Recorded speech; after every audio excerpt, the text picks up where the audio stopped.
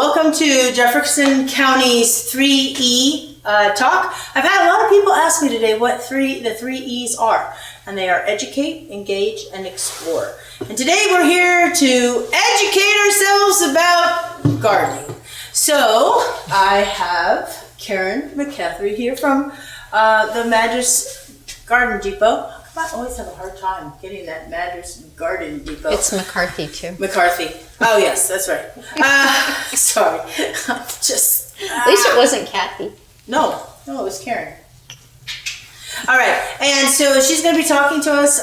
This is part one of about springing into gardening, and we want to get ready. And so I'm just going to turn it over to Karen. So, all right. Hi everybody. Thanks for coming, you virtual people out there. And you people here in person, thank you. Hey, so I'm from the Madras Garden Depot. We've been in Madras since 2011. And what else can I say? We sell seeds, we sell plants, vegetables, starts. We do everything. Yeah, we pretty much have everything. And but it's all geared for this region. I get seeds. These are seeds like from last year. I just brought some samples along from the brand that we carry.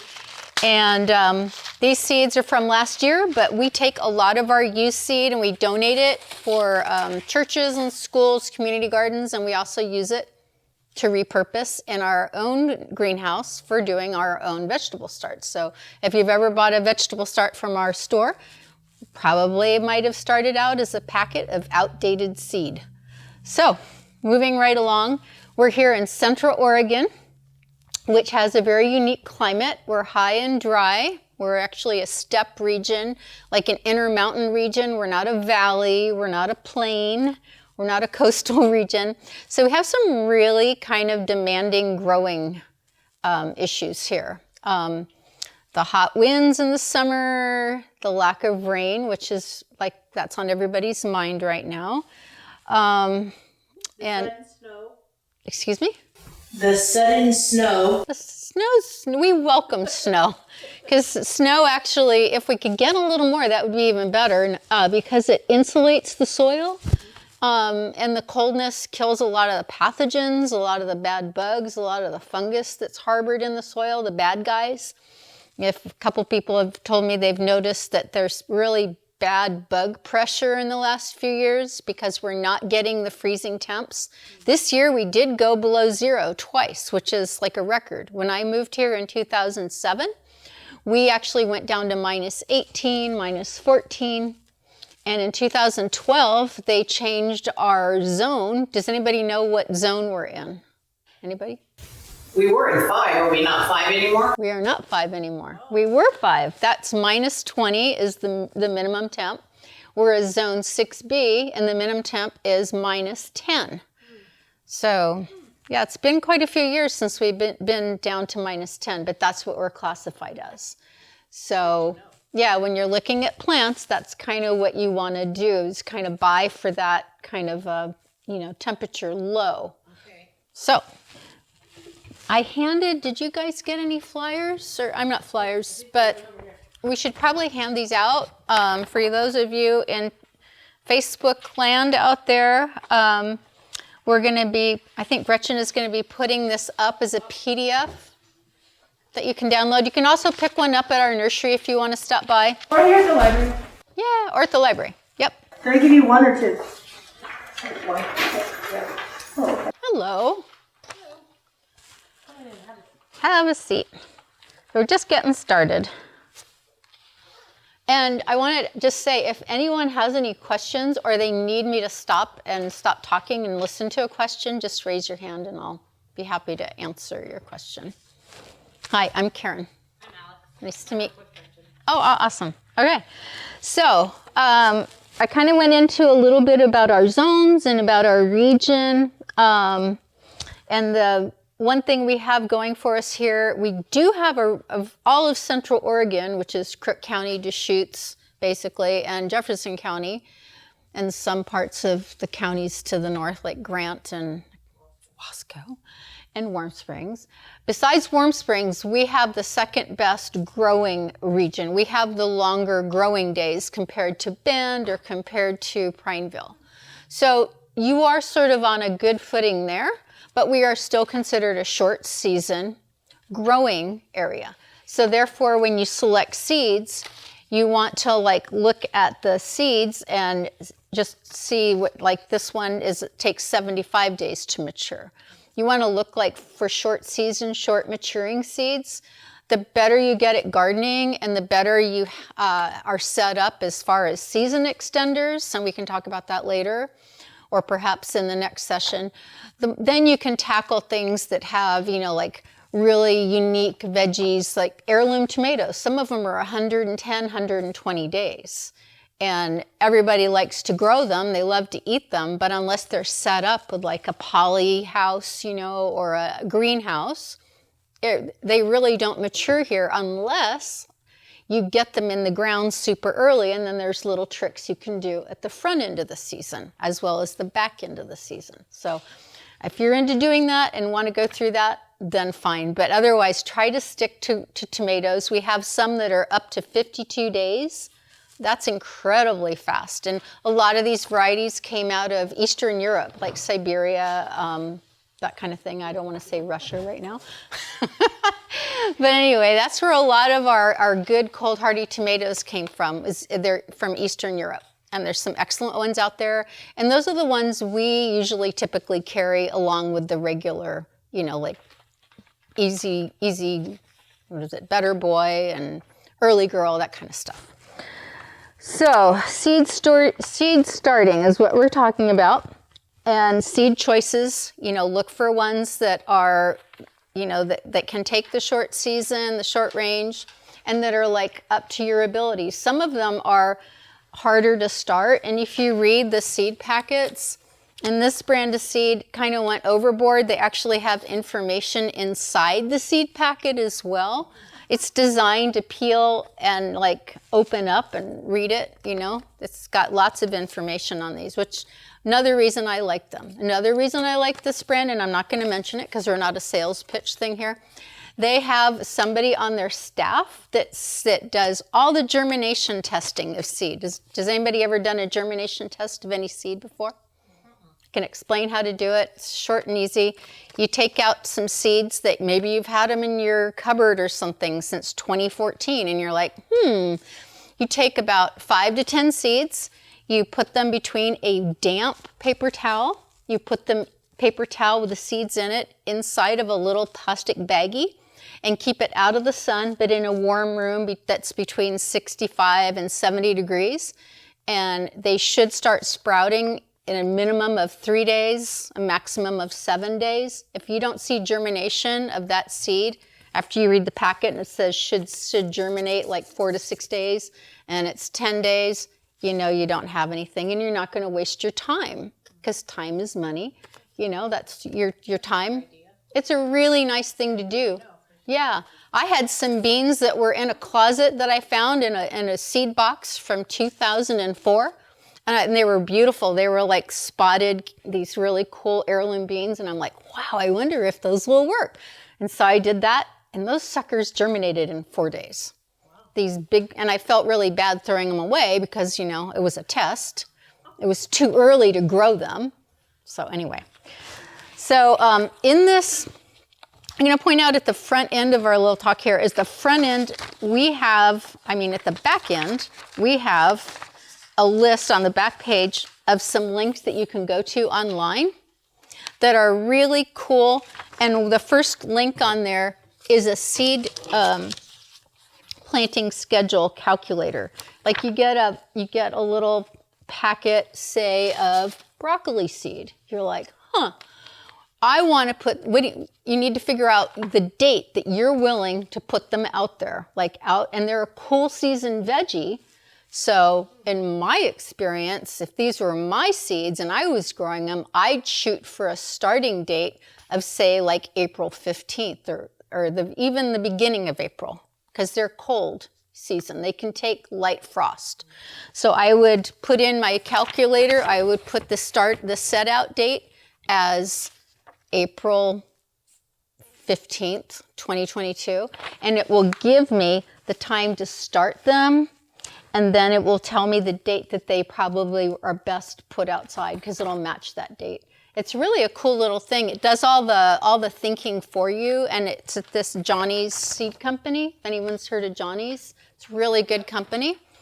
And they have so many little calculators. This is my favorite one though. So. But the cold ones, though, you can do spring and then fall too, right?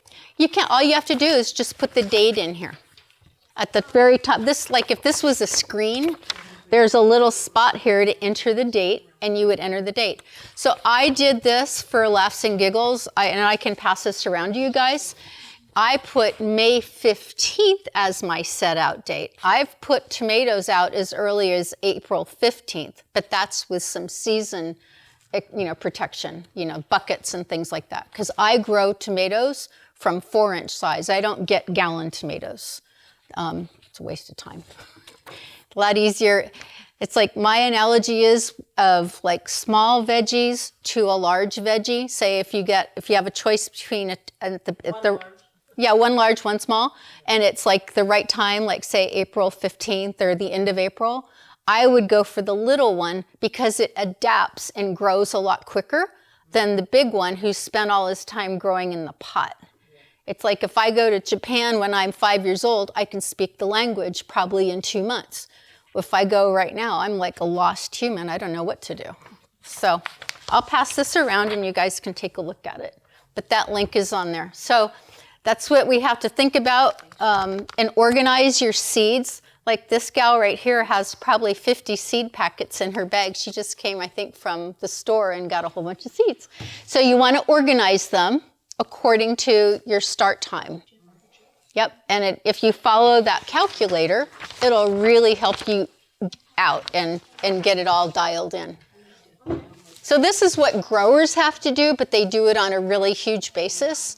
But yeah, that's what you have to do, or else, you get behind the 8 ball and it's a failure. I have to plant 2,000 pumpkin seeds. You do, really? No. Oh.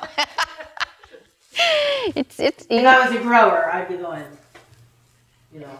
this greenhouse is going to be full of this. Yeah, and they have it all figured out, like how much space that will take up, because everything is like dedicated by space.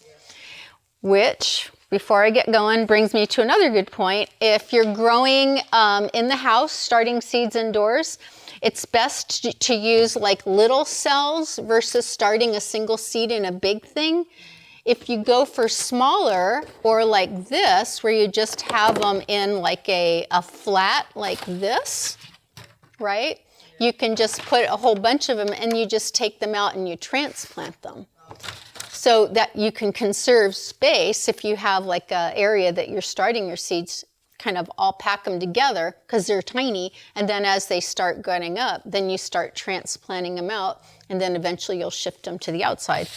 So follow this little thing here. So why do we start seeds indoors versus direct seeding in your garden? Okay, I'll answer the question. The growing season longer. It does. It gets you like way at the front end. It can get all that growing, and so it will, by the time, if you've used your calculator pretty well, when it gets time and the soil temps are right to transplant outside, it's just like boom, boom, it hits the ground running. Yeah. Versus when you put seed in the ground, you have fluctuations in temperature, you have little birds digging up your seeds, you got all sorts of things going on that can impact them, like, the wind, it can dry your soil out and kill your little seeds that are germinating. Whereas you can control that indoors by doing these things, watering them once and then putting a dome on it and creating like a little mini climate in there till they germinate, and then you can start watering them. Anyways, so that's kind of why I think for our region, it's really, really a good thing to indoor start your plants. It's almost a no-brainer. And a lot of people are like, well, I like to take my cucumber seeds and put them in there, but you got to wait till the soil temperature is almost 70 degrees. And when is that? Like mid-July? unless you're doing little gherkins or little, pickling tomatoes, you're not going to get a crop of, cucumbers, you're not going to get a crop. Right. They're not going to mature. They'll start kind of hitting that, like that August, September when it starts cooling down, they'll start shutting down and not producing. So the more you can do, by starts and getting them like right as the perfect timing, it's like, it's just primo. It's amazing how that worked out. I had an instance when we had the eclipse, 2017. I went to one of my growers and they had piles of vegetables on the ground. They were just throwing them out because they were just beautiful, but they weren't going to be retail conditioned by the time they got out of the greenhouse, on a truck somewhere. They said, you can take any one you want. So I got a flat of green beans and I got a flat of corn. And I've never grown corn from a start. And holy cow, it was like corn in like a month. It just went so fast. So, it really told me that this might be the way to really produce a lot of food here, is to really get that dialed in rather than putting it in the ground and praying and waiting and hoping. So, things can go wrong, don't get me wrong. Anything can happen in gardening. But when your plant is looking primo and it's, well rooted and it's ready to hit the ground at the right temperature, hey, it's like perfect. So, starting seedlings, I brought some samples here. You guys are welcome to pass around. I'm just going to show you the difference. This is seed starting mix, and then this is potting mix. This is potting mix that we make.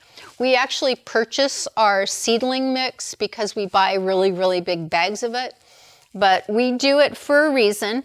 Seedling mix only has 2 ingredients. It has perlite, which is the little tiny white things in there, and that opens the soil a little bit, allows a little oxygen in there.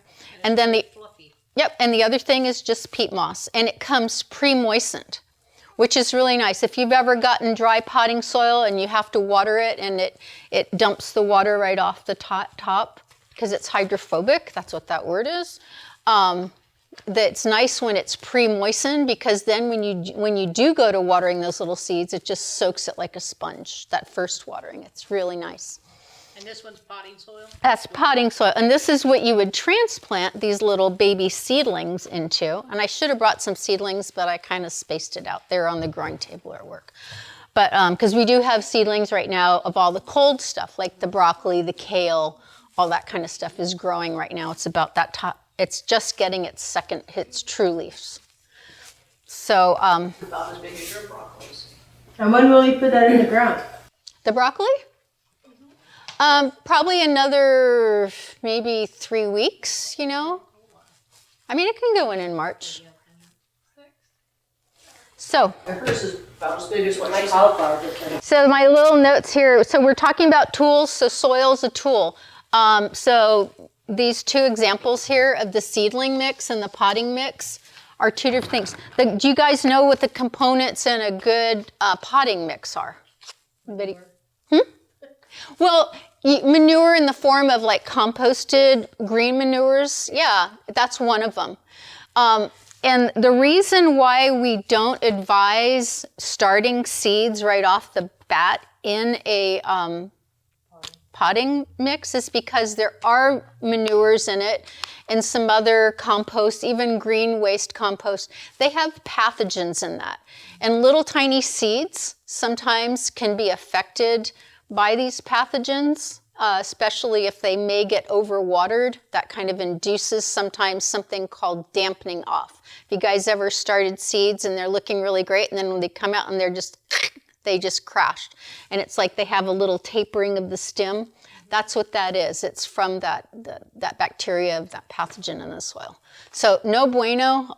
We can't take that risk. I know a lot of people that are really into organic stuff. They swear by it and but they're not growing to sell. They're not growing for a living. I don't know. I just think I don't like to take that chance. And this is organic. We buy organic seedling mix for the simple reason, not so much that it's organic, because there's not much to this, right? It's inert things in there. But There's no fertilizers, no pre-charged fertilizers, anything. But this stuff works really good for us. We love it. How long can you keep the seedling in there? When would you transfer it? You transplant it when it gets its first true leaves. Some people call them secondary leaves. I always call them first true leaves. Yeah, you know, the first thing that comes up, and then the normal leaf comes after it. Yep. And you also want to check to make sure before you transplant that the seedling actually has like a large enough root mass. Sometimes they're not quite ready for prime time. And this little kind of weirdo tool here is one of my favorite tools there ever was. Besides scraping stuff off the surface of pots, I like it. It's called a widger. This is an English term. It's from England. And you can lift out the little seedlings without harming the roots, and you could like check to see if they've got enough root mass in there to shift them. Another thing is if you're shifting a seedling, you don't want to grab it by the leaf. By the stem, by the neck of the plant. Because if you break that off, it's not going to regenerate a leaf. But if you accidentally break part or all of a leaf off, it will regenerate a new leaf. So I tend to like to kind of scoop them from below and just scoop them out and transplant them into something larger. But if you do that and it doesn't have that much of a root base, then you can just kind of leave it back in there. Yeah, just wait a while. We just kind of, if we have probably at any time 10 to 12 trays like this, just packed with little seedlings. And we just go, oh, is it ready? Right, okay. We have somebody that works there, and that's all she does is she's like the little mama hen and takes care of all that. But yeah. So containers, I'm talking about like how to seed, propagation equipment. If you're in a house or you're working on a table, you definitely want a solid tray underneath you. This is simply something that you've seen these in nurseries. This is simply we call them carrying trays. It's called a 10-20 because it's 10 by 20. It's the most common size. And then we got these little guys are really fun. A lot of people buy these for doing sprouting and stuff. These are called half pans, and you can put 2 of them in here. And then in those half pans, you can buy these as a full sheet. We sell them as a full sheet. You can break them off and pop them in there like that. And then you have all these little separate things. Like if you want to do like 4 of these kind of tomatoes or, got it all in there. And you can put more than one seed in each little cell because guess what? Sometimes some of them all don't germinate. You're going to have maybe some slow germination or non-germination on some stuff. And then when they get of size, then you can transfer them and bump them up to these or up to a 4-inch. And then set them out. So that's about the containers. Also, I was wanting to really mention repurposing these clamshell things. I'll tell you, one of the best repurposed things I've ever used for seed starting is I got from, I guess somebody was throwing it out at a party. It was this big sheet pan cover and base from Safeway, from a supermarket bakery. And the top of that thing was that high, right? The clear dome. And it had this really heavy base. I mean, we still have it. I love that thing. It's really cool. We use it for oddballs. If we just have like one of these and one of these, we'll put them all under that thing. These tend to be just one whole kind of seed. So that's like and these, you guys, are actually, this is another favorite. I have like 50 of these. These are mushroom pans or whatever you call them. And I love these things. And all you got to do, you got to put the holes in the bottom. But no, these work fantastic. I love them. But having a nursery, you can't have everything like this. It's a little too random, but if you're in a house, these are really slick, So containers, we talked about containers, light. So light is really important. Has anyone ever grown like tomatoes that they're only like a month old and they're this tall? It's called stretching. And in a plant, there's a distance between sets of leaves. And in a normal tomato, it should be like this. Sometimes they get like this. And there is something you can do when you plant them. You can plant them so that they're laying sideways, or you can plant them super deep, right? And you can kind of compensate for that. But it really doesn't make for a very like robust plant. You want a short, fat little tomato with a nice thick stem. It's what you really want. And by using lights, and I did put a link in here to a really cool do-it-yourself little light thing that you can make. The way that lights work, a lot of people think you just have them here and it's all good. You always want to, as soon as those little seedlings pop up, the little green thing, you want the light like 2 inches above it, like, and then as they grow, you move it up, and you just use these little chains and move it. It's really cool. But there's a really neat link that's I've used. We actually basically adapted this and use it in our own greenhouse, but it works really well, and it's all stuff you can get at Ace Hardware or, you know, like Lowe's or something like that. And it doesn't cost like a freaking arm and a leg. Why do you want it so close? Just to help so that the light's not as diffused? Because you really want them to see the light. Right, okay, Yeah. gotcha. Because they grow towards it. They grow, right, they're not leaning, like if you have them in a kitchen window or something, and if you do have them in a window, don't put them in a west or a south facing window, put them in an east or a north window, because the light's a little more diffuse, because the others tend to be stronger light, and if they'll start leaning, and the way you can fix that is you just turn them around constantly, yeah. But they do get stretchy, because every time they lean, they're stretching. So, light's super important. And so how and when to sow, I kind of went over this at the beginning. It's basically on the seed packet. You can enter the information in the calculator, you know, or just do it in your brain if you want to do all the math. It's all good. Sowing large versus small seeds. They do have these cool little seeders. They're like big fat little pens. Remember the pens that had like 10 colors in one pen?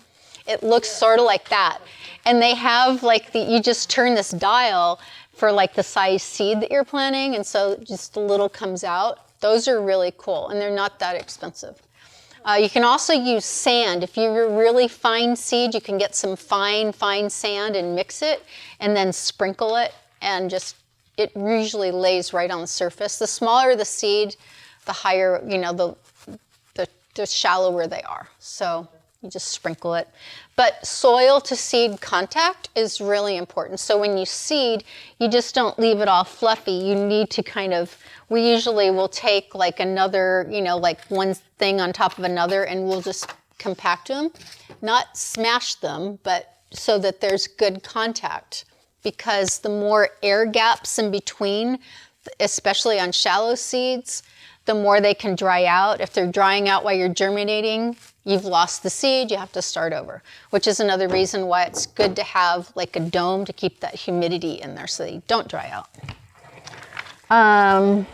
Let's see, light and dark. And some seeds actually do need some not cold scarification. They need the darkness. It's really an odd thing, but there's a few things. If you read the seed packets, you'll see it talks about like light restriction or something. You just simply would put something over the surface, like a piece of dark plastic or dark felt. Some people like to use felt because it breathes, but it will create that darkness that seed needs. So going on to watering. Talking about moisture, talking about drying out in the germination process, which is kind of funky. It's not a good thing. If you've ever tried to grow a lawn outside from seed, you probably know what I'm talking about. And then I talked earlier about overwatering. So what I like about using domes is it keeps it kind of like a greenhouse in there, and you have to use very little water. Basically the moisture that you do initially, if you cover it and it's a closed system, it does really good. When they do start popping up and they do need water, it's really best to water from below. It wicks up through the plant. The plant will only take kind of what it needs works really well. Overhead watering presents some different things. Some plants aren't quite ready for it. Sometimes it knocks them over because they're really little, all that kind of stuff. How much water would, like, if you have them in a tray and then you have your little, or little peat things? Use or the peat pot. How much water would you put in the tray? Like if you have the whole tray full of plants? Well, you would want to pre-moist. Well, the peat things have directions on them that's specific, because don't they kind of pop up a little bit? So do they want you to do that before you put the seed in? Yeah, but I mean after they've started, they're growing, and you don't want to overhead water them. See, that's why exactly you would just use a flat tray like this that does have the little holes in it, so extra water can escape. But then you would just pack them together in something like that, and then you just add probably 1/8 to 1/4 of an inch. Okay. And I bet in like 5 to 10 minutes it'll be gone. It'll take it up. But just take a little bit. Like if you want to be scientific, take 1/4 of a cup and see how far it goes. Okay. Does it work? Do you need more? That way you know. But always go with the minimal and work your way up. Yeah. You can't take the water out once it's this waterlogged, sad little thing. Yep, so talking about water, if you do use a heat mat, use a thermostat along with it. Some of them don't have thermostats. There's a workaround that you can do. Does everybody know what, I think I mentioned Perlite. They also have like big chunky pumice, which is really cool. And I've done that where I have a heat mat and it's like 100 degrees. You don't want to put seeds right on top of that. But if you put like 1 inch of that pumice in the bottom of the tray and set your cells on top of that, it works like a charm. It's pretty cool. Sort of like that idea of hot rocks. Right. Yep. Let's see, what else we got? Growing healthy seedlings. Talking about letting them air themselves. Like once they get their little seeds up, you don't want to leave this thing down. One, it's only 2 inches. I prefer the ones that are about 7 inches. They're taller. And they have like a little vent thing in it. But beyond that, they really do need air circulation. And we have fans in our greenhouse, and a lot of people think, well, why do you have fans in there? Because it's so cold. Air circulation and air movement, it's what makes plants stand up. It's creating resistance, and then they lean into it. They push back on it, and it actually makes a really good plant. Another reason why if you grow them indoors and they don't have the air movement, they'll kind of tip or curl or do funny little things. So. You're going to be there fanning them. Seriously, you can set one of those little fans on low, and I have a question about to kind of go back to the watering, but you mentioned here with the gentle stream. What about misting them? You can do that. The only thing is, it's like some people mist a lot, some people. Yeah, I didn't bring the whole watering can with me, but I brought this thing called a rose. Yeah. These are designed to be used this way because as gravity goes through that long spout, it goes up like a gentle fountain. That's what you want. If you do this, you're getting like, okay, we don't want a deluge. We want the gentle thing. And then if you have a hose-in thing, this is actually designed, this has a mesh there, you can kind of see it. So this has a very soft, it's a watering wand end. And we have red ones, orange ones, and yellow ones. The red ones are like outdoors, the orange one indoors, and the yellow one is like a really fine one. They call those lemon heads. Okay. So, but these work super awesome. And this guy too. And don't try to water it without putting this, because if you just like dump the water on accidentally, and if you turn a hose on, it'll just gouge them right out and they'll be floating away.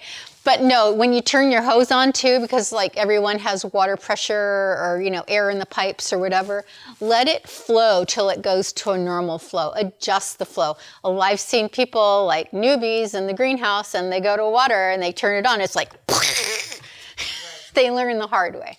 So same It's thing. like don't step into the shower until you've turned it on. Yeah, is it all right? Is it okay? Yep. Yep. So that works. That's kind of a cool thing. So growing healthy seedling, overhead watering, fertilizer. So once they get their true little leaves, it is time for using a dilute fertilizer.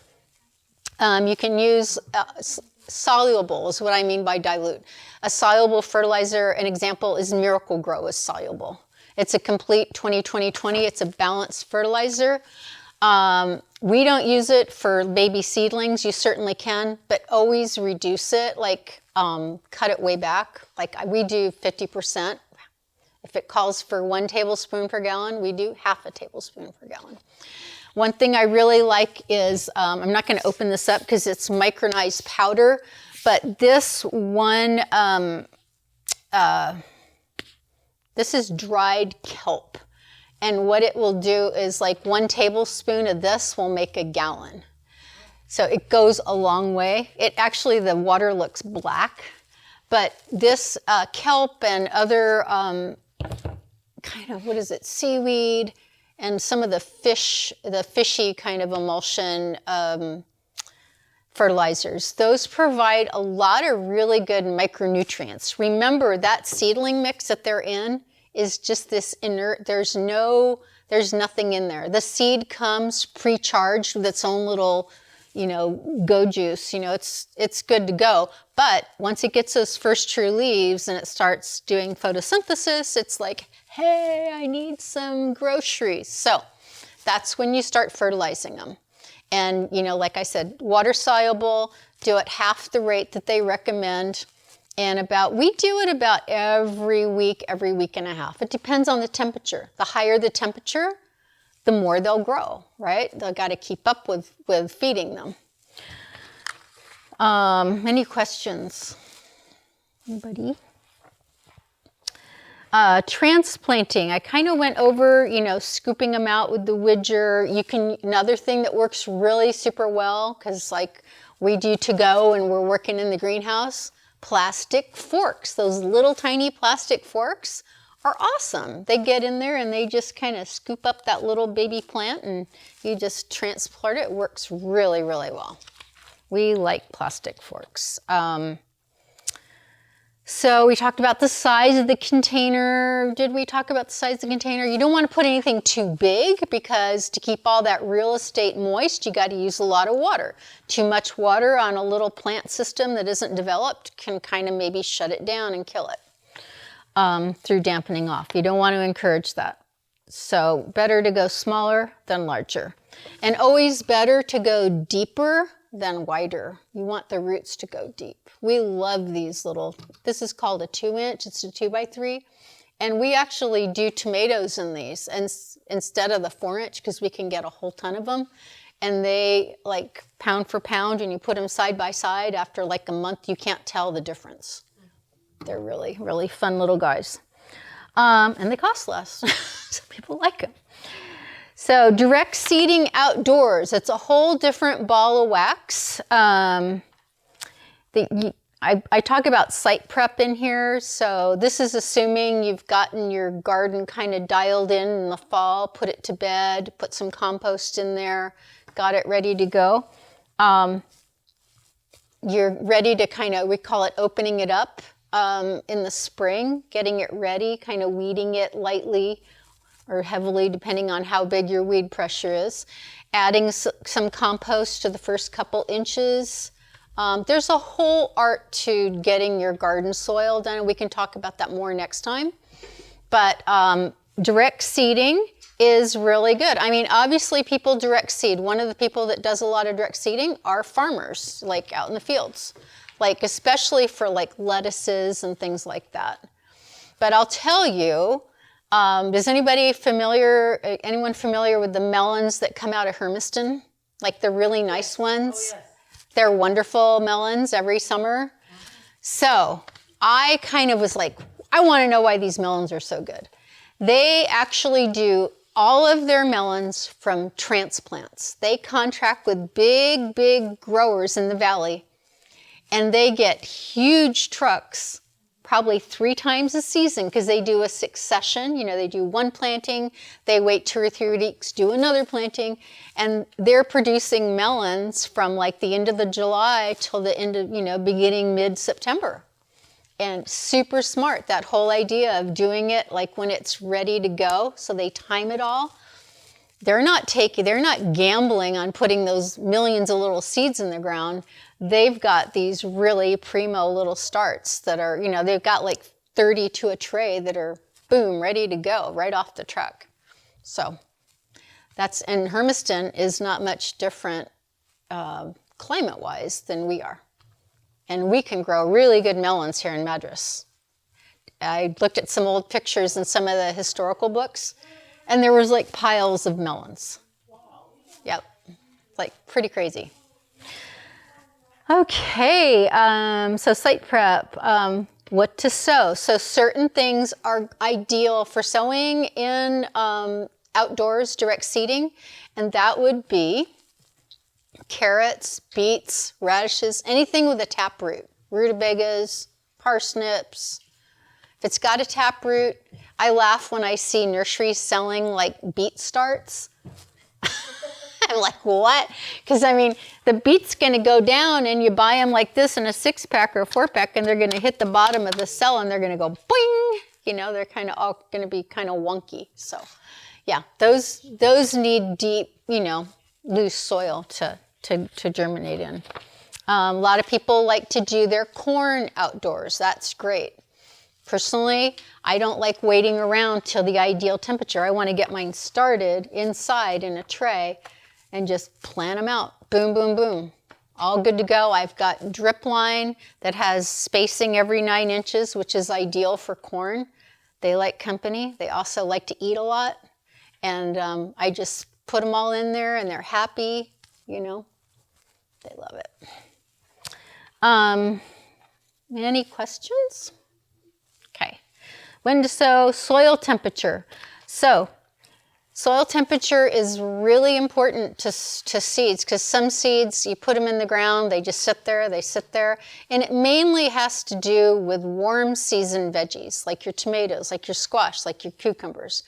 I think cucumbers are probably the pickiest of all the warm season veggies. I've had customers get transplants and I go, you might want to watch the weather. I think we're going to get a cold, rainy spell. And they ignore me and they go to town and they put them in and then they come back and they go, it died. I've seen it. They literally they eject from their root. They actually the roots rot. Do you ever see that? Yes, cucumbers. Yeah, cucumbers are just like the worst. Hands down. They are really picky. So to me, cucumbers, you got to wait till we have soil thermometers, but what works really just as good is if you go online and you enter Jefferson County smoke management page. Has anyone ever been there before? Yeah. It's a cool thing, and maybe Gretchen can dig deep and have a class in agromet someday. But it's an agromet station, and they take wind velocity, wind direction, solar, whatever, how much solar volume there is. And then they also take the temperature. They take the soil temp at 4 inch. They take the soil temp at 8 inch. And this is for our farmers. And it's a smoke management page. They call it that because I think their funding came that way from a grant. But because, when they field burn here, they have to have the ideal conditions. And so everybody watches that like a hawk. If you've got a field and you're a farmer and you want to burn it, you watch that.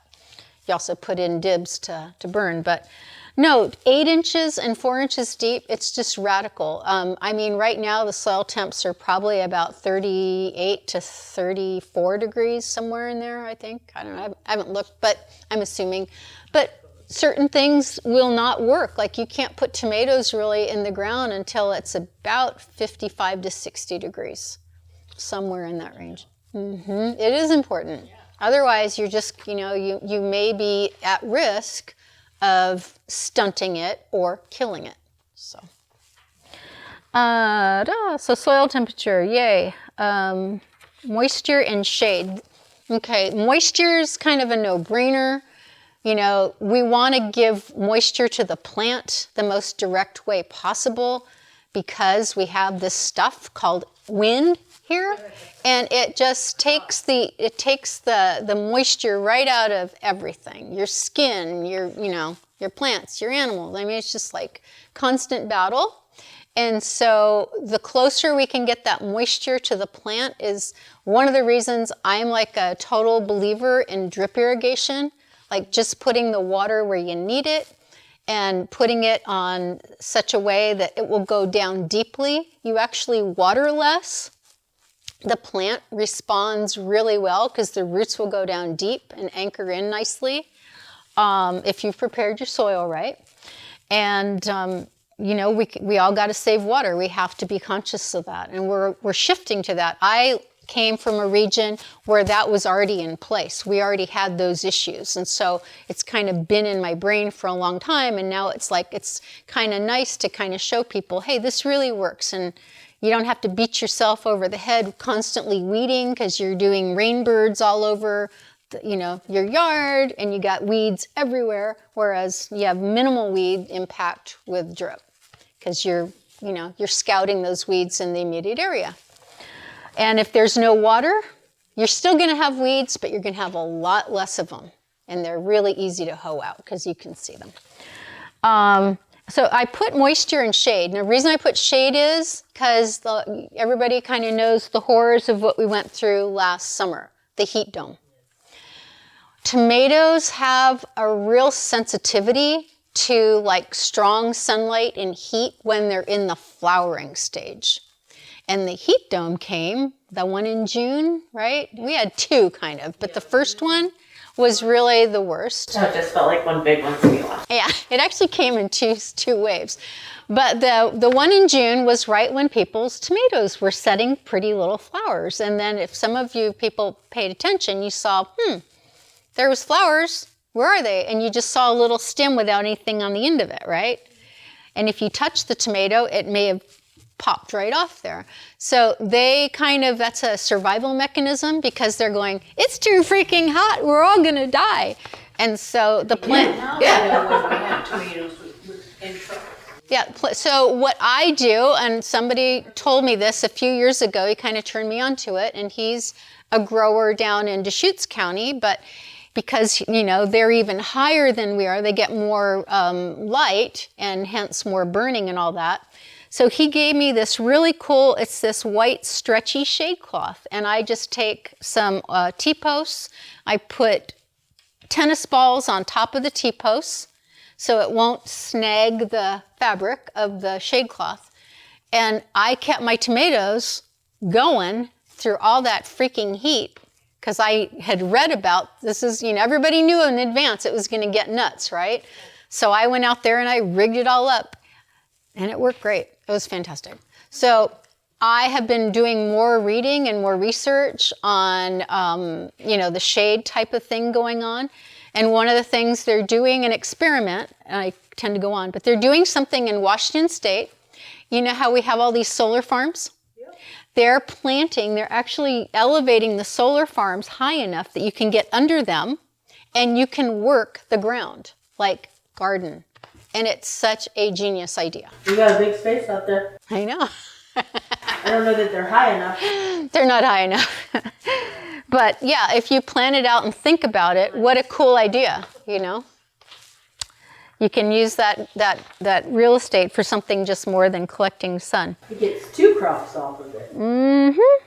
So I kind of listed what are considered early season and late season or warm season plants, and by no means those are, like super encompassing. It's just the basics. And then at the very end of the page, I've got the resource listings, the frost dates, they're, for Madras. That was kind of a cool thing. It gives you the percentages of what they might occur at. It's kind of a neat, it's all somebody somewhere who doesn't have anything better to do than, did this on this one page. It's kind of interesting. I think I got it all. Yeah. So, any questions? Please. I almost need that calendar that has all the days, like we use it in the military at one time, but it just like January 1st was the 1st, and December 31st was day 365. So you can do the math a lot easier figuring out how to harvest this day and going back. And they may have adapted a military calculator to do this. Because it just makes it easier to know instead of this month has this many days and Right. All right. Yep. Cool. Any questions from you gals? No, we really learned a lot, didn't you? She's ready now. Yay! So I'll be back, I think, on the 3rd of March. 3rd of March. Next Thursday, we'll have another one. She'll have part 2. Yep. Oh, wait, I never told you guys about this, did I? The cloth. Yeah. So this is a very, very lightweight. It's like you can kind of see through it. So this is really nice for shading your seedlings when we set them out. I don't think I covered that. You know, when you put the seedlings in the ground out in the garden, right, from these things out direct, they're going to need a little protection. It's like when you take your 2-year-old down to the cove for the first time, you smear them in sunscreen and everything. Same sort of idea.